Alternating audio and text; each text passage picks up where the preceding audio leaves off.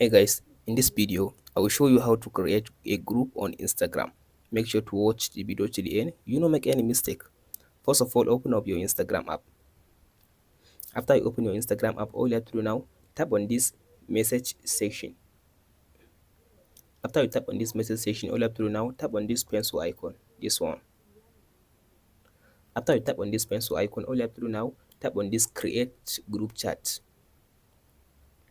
After you tap on this group create group chat, as you can see now Instagram give you suggestion of people that are following you and you are following them to create the group with them.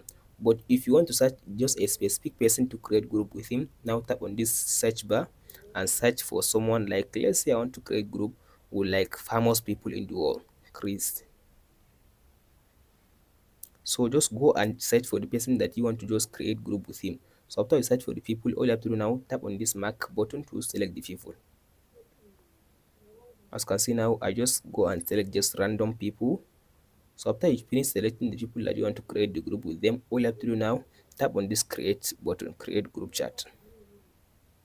So as you can see now, I created group chat with these people. So tap on this, as you can see now.